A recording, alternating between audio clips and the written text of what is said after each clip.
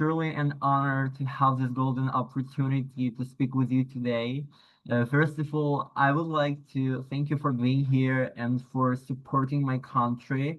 I really appreciate it because, it clearly shows me in other Ukrainian citizens that we are not forgotten and that we are definitely not such a lost cause. And before we start discussing all of these important issues, I just wanted to mention that our conversation will be recorded, and later I will adjust subtitles for those who might struggle with English.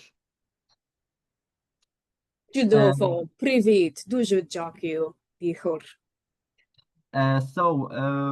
First of all, it would be disrespectful from my side if I didn't ask you to introduce yourself first. So could you please tell me a little bit about who you are and what do you do?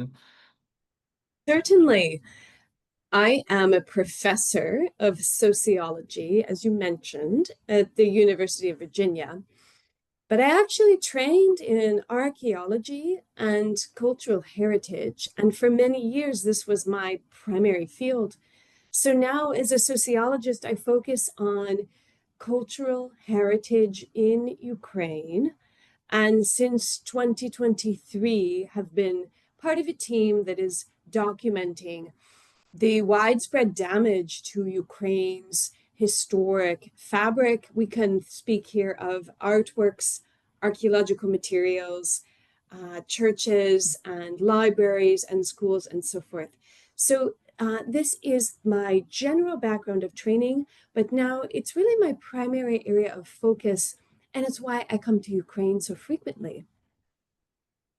Thank you. Tell me, please, what makes you inspired or motivated you to become interested in Ukraine? Because honestly, for a long time, I used to think it was quite unusual for foreigners to care deeply about my country.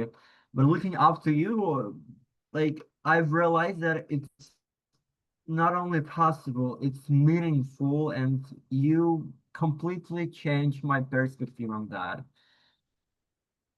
Thank you for this. I first visited in Ukraine in 2024, so 2 years after the beginning of the full-scale invasion. And I immediately fell in love with the Ukrainian people and also the beauty, the natural beauty of the country and the vibrant cultural life in cities and in villages. But honestly, I had known about Ukraine for a very long time. I mentioned archaeology as my background.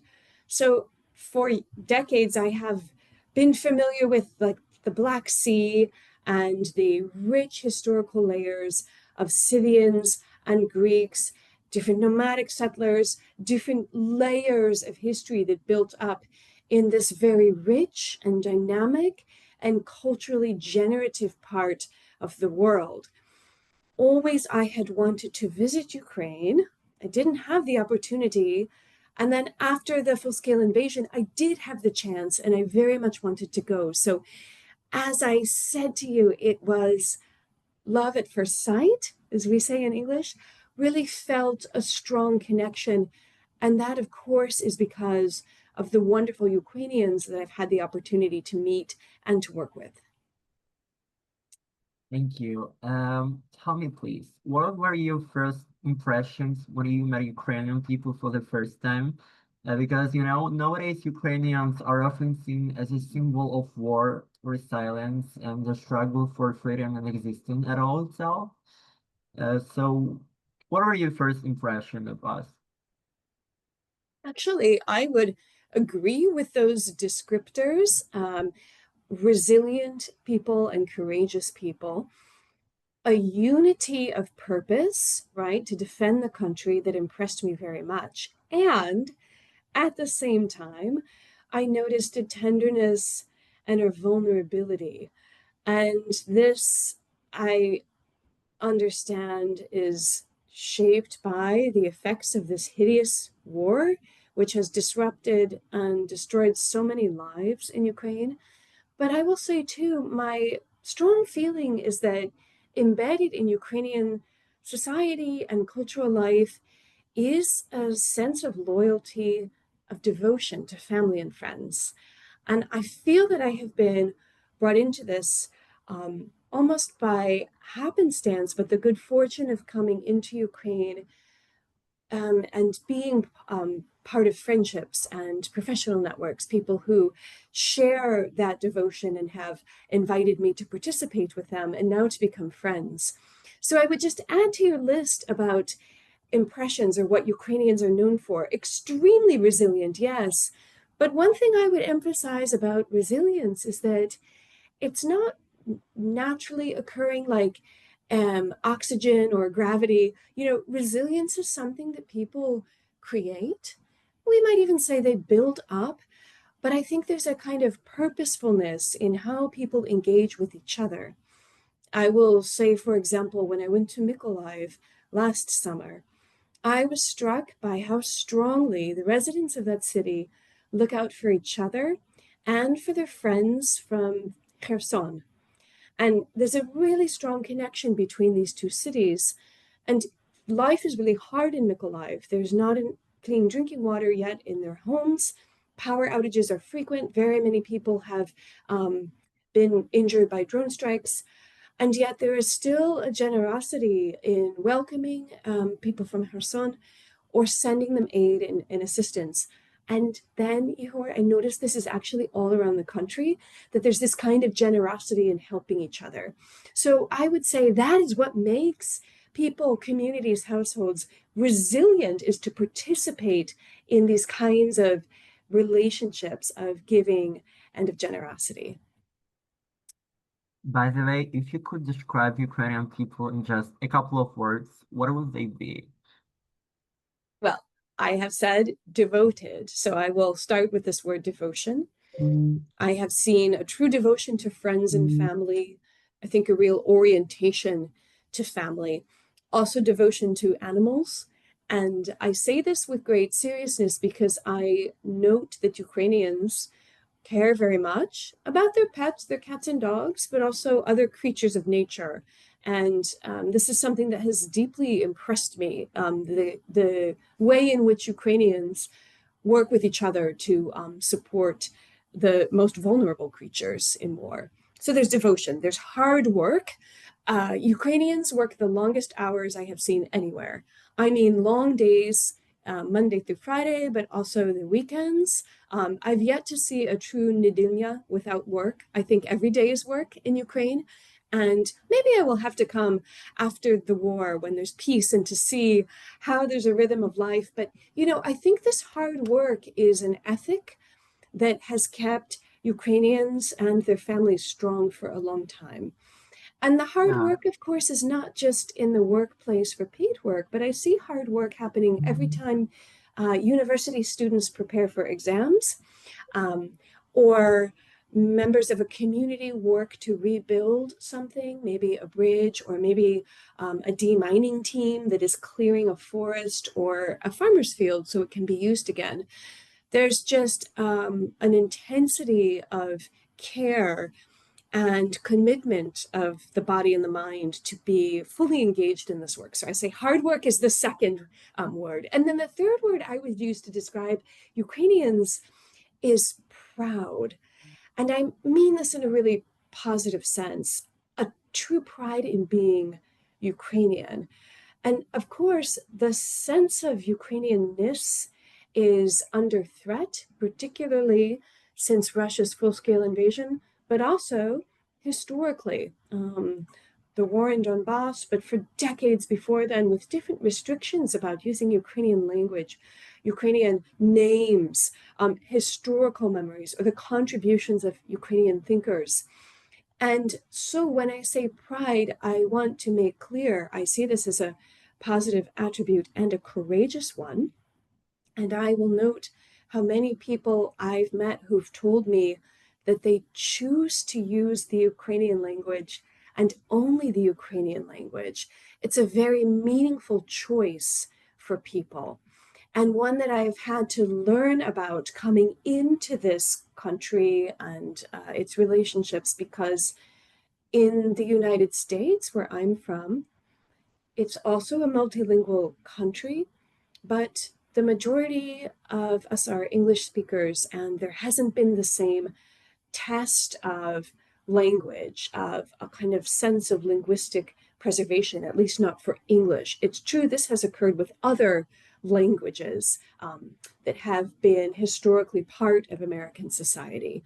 But that pride, I would say, is a very impressive descriptor of Ukrainians, and I see it in different ways in different individuals. Amazing to hear it from you. Everybody who's living in Ukraine right now has just accepted the fact, the way of being destroyed and killed by Russia. And you know, every time when I try to get some sleep, I close my eyes and I think to myself, like, yeah, I might be killed and I'm accepting it. So yeah, and looking at you being in Ukraine, it's awesome. You're not afraid, and I just wanted to thank you for supporting my country, for being there. So yeah, uh, let's continue to the third part of our interview. How do American citizens generally feel about Ukraine? To be honest, I've sometimes had the impression that many people abroad don't really appreciate us. There are even moments when I feel that something where we are just like as uninvited immigrants as we don't belong. So tell me please, how do American citizens feel about Ukraine? I think it's important to say there's a great deal of variation in what Americans know or think about Ukrainians. I would say that all of us have learned quite a lot since February 2022 about who Ukrainians are and where Ukraine is and why this country is so important. And then many of us have taken a step beyond that to learn about Ukraine, not just in time of war and occupation, but also in peacetime, the rich historical contributions. Very many people have been asking me about Ukrainian language. They didn't know that it's actually one of the oldest languages originating from perhaps the home of Indo-European languages in the steppe. So there are very long, rich traditions of spoken word, of written word, of lyricism. But let me take a step back to the core of your question. What do Americans know or think about Ukrainians? Americans are deeply impressed by the courage and the willingness to fight. And I want to emphasize that there's real respect and admiration, maybe even a bit of disbelief for the ability of a country that is quite a bit smaller than the Russian Federation by land and by population to continue to resist the full scale assault. And then when we add the fact that the war really goes to 2014, then we are speaking of a decade of fighting. And I've said nothing about COVID and also how this will have disrupted Ukrainian society. But these are aspects of the Ukrainian experience in the 21st century that also resonate with very many Americans because one of the things we share is a deep commitment to independence and to freedom. So, what I would add to my answer is that Americans note the parallels between Ukrainian history and American history and a struggle to establish independence and the capacity to make decisions about a people's own country. And these are aspects, of the Ukrainian experience that I just would highlight for you as instilling deep admiration among the average American citizen. Amazing. I'm just astonished by your words. It's amazing. Okay. What kind of message would you like to share with Ukrainians, especially now, after all of these challenges, achievements, peaks and valleys? What could you say to us? You are not forgotten. I know that on the world stage of political events, economic change, um, it can seem like Ukraine is no longer occupying the front page of the news. But I want Ukrainians to know that we see and hear and feel your experience and feel the threat very much. I also want to extend a message of gratitude. It's heartfelt on my part. I think I speak for a lot of people outside Ukraine, and inside Ukraine, but really I'm talking about outside looking at Ukrainians. That is to say, gratitude for fighting, whether by choice or necessity, resisting the Russian Federation's invasion and occupation, because what you've done is provided a shield for all of us. And if my loved ones can sleep in their beds at night instead of a bunker, this is also a credit to Ukrainians who keep doing this. So that's one message I would have. And then another message is you're not alone. Um, I know there have been very many changes in the last year regarding, say, the presence of American foreign aid or other visible manifestations of support, we could say. But just know that the spirit of solidarity and the material supports are still there. And this is really important to emphasize. I don't have the ability to predict what will happen. None of us really does. But what we all can do is describe what we're seeing and to document as much as possible what is happening and what has happened. And you will know this better than most because you are a journalist and you have taken up the practice of journalism, I understand, in part to record stories, to document events, to make sure that there's a record of this in whatever form, film or word or photograph. But this is a war that has been described as the most documented war. And it's going to be people like you and your listeners who are devoting time and energy not only to documenting, to telling stories, but then also making sense of it all and ensuring that this record becomes a historical record that is also a record for accountability and remembering. And so that's another message, is a message of support for and solidarity for this kind of work that you're doing, and insisting that the Ukrainian experience be remembered. Thank you. I don't know what to say, just thank you because, oh my God, okay. Finally, I like to end on a more reflective note. From your point of view, is there something in common between Ukrainians and Americans? Yes, there is. I've mentioned already a shared commitment to freedom and independence. My country is going through its own challenges right now, and we are thinking about what kind of democracy we have and could have and can work towards together. Ukrainians are doing very similar things. And of course, you are simultaneously fighting a war. So this must be remembered. But what I believe is that we have shared principles of society and democracy. I would say also, on a more just everyday note, Americans and Ukrainians have great pride in their homes, in their households. Every society does. But Ukraine has a high rate of home ownership. So does the United States. It's part of what we call the American dream, a place where people can have a garden, a place to sit outside and relax with friends or children, to run around or to have a dog, to just enjoy the beauty of nature. And I've seen this again and again in Ukraine.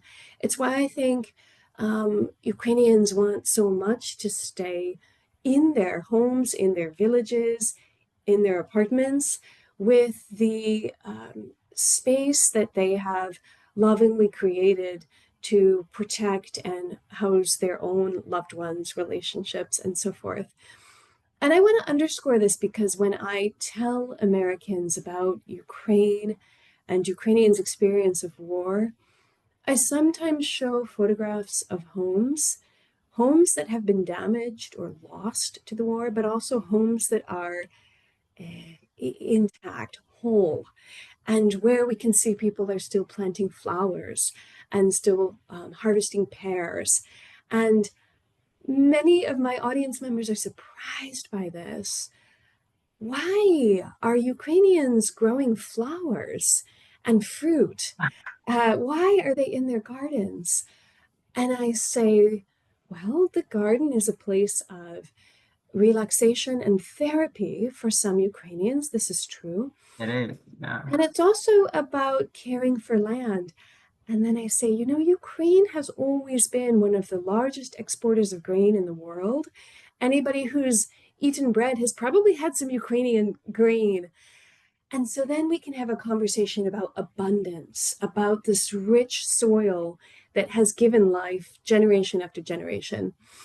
And so I think this is a way in which people outside Ukraine can come to understand a perspective that is similar to their own. That is to say, this love of the outdoors, of the garden, and fundamentally of the home, and all that is wrapped up in that, in our sense of self and our sense of place. On the other hand, is there anything about Ukrainians, maybe our habits, mentality, or lifestyle that you still find difficult to understand or accept? No, not difficult to understand and accept. But I want to answer your question by saying here are some things that I have learned that were Oh a my little God, bit a little bit tell difficult me. at first. In American society, if we talk about a plan, let's say to meet for coffee, it would be very typical to say, let's try in 2 weeks or 3 weeks. But in Ukraine, I find that timeline is very short. Let's try tomorrow. Let's try at the weekend, just a few days from now. And so I had to make a major mental adjustment in coming to see that Ukrainians are not rushed and hurried. They are eager. Let's get together now. Why would we wait? If two friends can have the opportunity to have coffee, let's do it. Let's make a plan. And I really like that. And I've tried to adopt that here in my friendships. There's a kind of joyfulness in doing that. Another thing I have come to learn is the Ukrainian habit of inviting people to a home after some period of time of getting to know each other. Again, it's a little different here in my culture. Maybe you would meet me for the first time and I would say, come join my family at home for dinner. But it's, I think, different. And so, therefore, it's really a special gesture when I'm invited to a Ukrainian home because hospitality and hosting is so important, right? To come with a small gift, but then also to be welcomed with a generous meal and a warm room and colorful room and very gracious hospitality. So this I've come really to appreciate. And as I said, I want to frame it as just a lesson learned in the best possible way about how to have loving relationships in Ukraine. Mrs. Fiona Greenland, thank you so much for your openness and time. I really value this conversation, not only for myself, but for everyone who will watch it and feel inspired by your words. So thank you so much. It was awesome. I'm so grateful for this opportunity. Thank you. Thank you for your questions and also my greetings to all of your listeners.